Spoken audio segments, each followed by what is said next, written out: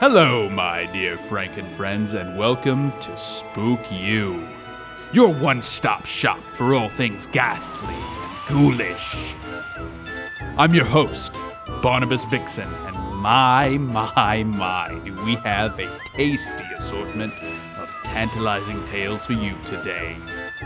Handpicked by our very own Weavers of Woe. Guaranteed to send a chill down your spine, or your money back, so is non-refundable. But enough teasing, because you're here for the stories, aren't you? Well, without further ado, allow me to pass the reins on over to our vivacious voiceover virtuoso, Trey Falco, for the first of tonight's spooky stories. And I'll be seeing you real soon. That is, if this doesn't spook your eyeballs out first.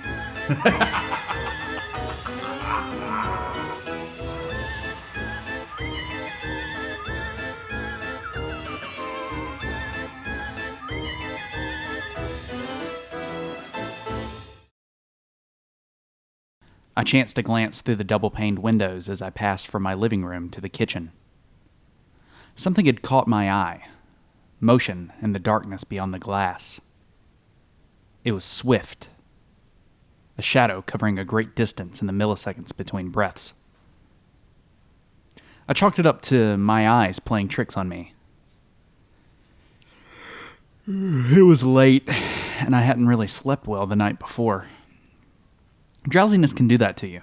Your brain misfires and feeds you information that isn't there. I rubbed my eyes, putting it out of my mind, and continued into the kitchen to grab a bottle of water from my fridge. Have you ever noticed how water always tastes so much better in the middle of the night? After downing the entire bottle in a few gulps, I panted heavily and threw the empty plastic in the trash. I love waking up in the middle of the night. There's something about that twilight hour. Everything bathed in darkness. It's serene. The subtle differences as a house, typically bustling with life, now lies dormant and slumbering. I know. That's an awfully weird thing to enjoy, but I've always loved spending time in places when they're out of their element. It quenches something deep inside of me.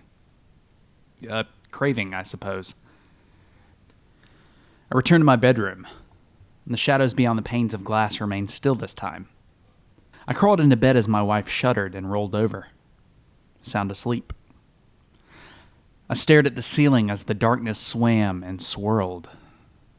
My mind was attempting to feed me false information once again. I closed my eyes and drifted off to sleep seconds later. Was it hours or only minutes that passed before I was awoken by a silent stirring lapping at my window? I checked on my wife, who was fast asleep in her cocoon of blankets and sheets. I got out of bed, careful not to wake her, and walked over to the glass, peering out into the night. It was dark. Impossibly so, but that's what happens when you live out in the country. Just the light of the moon to illuminate your surroundings, and tonight must be a new moon. The darkness seemed to dance as it deepened about 50 feet from where I stand, around the property line. It's interesting how weird and scary the dark can be. I can see why our ancestors, without the knowledge to know better, feared it, and why it's such a primal fear today. The burning in my throat drew my attention away from the veil outside. The thirst was intense, as if I hadn't drank anything in days. I made my way to the kitchen for some water, and as I passed by the large double-paned windows in my living room, the darkness outside stirred once more. I turned to look, but it had already passed. Something seemed to dart by the glass, but I wasn't quick enough to catch a glimpse. With it being late, I assumed it was merely my eyes playing tricks on me. It's funny how, working with only a minuscule amount of information, our brains try to fill in the missing pieces. It tries to make it work. With only the darkness to work with and my faint reflection, my mind processed the information as something moving beyond the glass, out in the darkness. I rubbed the sleep from my eyes and continued into the kitchen for something to quench this thirst. After downing the bottle in a few large gulps, I walked back to my bedroom where my wife was sleeping.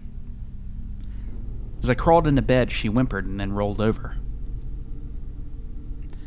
I stared at the ceiling and could barely make out the fan spinning silently in the darkness. It seemed to send ripples throughout the surrounding void. My mind was attempting to fill in the gaps once more. I closed my eyes and drifted off to sleep seconds later. Seconds, or maybe even hours later, I awoke to a silent stirring lapping at my window.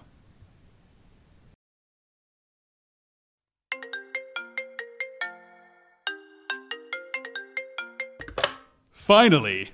We've been trying for eons to reach you about your plow horse's extended warranty. Please remain on the line while we transfer you to one of our account fairies.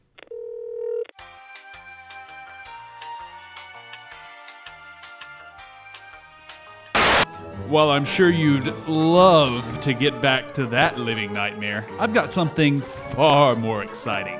One of our wretched sponsors.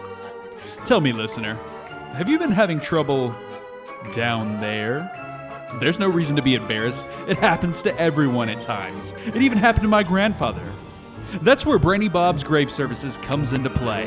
When you just can't possibly get those old bones up like you used to and roll around in your grave, Brainy Bob's delicate caretakers are here to assist you. On call 24/7 whenever you're feeling in the mood. I guarantee you'll be left feeling like your younger self. Please seek an apothecary if symptoms last longer than 4 eons. It could be considered a mystical emergency. Brady Bob's Grave Services, shaking the dust off dysfunctional bones since 1203. I suppose now it's time to return you to your story, though you really should look into that, plow horse warranty. The Wyoming Incident, or the Wyoming hijacking, is a lesser-known case of television broadcast hijacking and hacking. A hacker managed to interrupt broadcasts from a local programming channel, believed to serve several smaller communities in the county of Niobrara, and aired his or her own video. The video contained numerous clips of disembodied human heads showing various emotions and poses. The camera position changed often, usually every 10 to 15 seconds, and the video is often interrupted by a special presentation announcement. The video is mostly locally well known, and would probably not even be that popular if not for the effects it had on the few residents who watched it for an extended period of time. Complaints included vomiting, hallucinations, headaches, etc. While some believed it was paranormal, specialists have determined that the cause of these afflictions were frequencies played regularly throughout the broadcast. In this clip, the frequency being played is somewhere between 17 and 19 hertz. This range of frequency, when played for long periods of time, causes the eyes to subtly vibrate, sometimes inducing visual hallucinations. This video is significant in that it is one of the most recent television hijackings. Such actions were rare even in the 80s, search for Chicago Max Headroom Incident, and are even more rare today. The hacker has not yet been caught, and all attempts to trace the video have proven futile.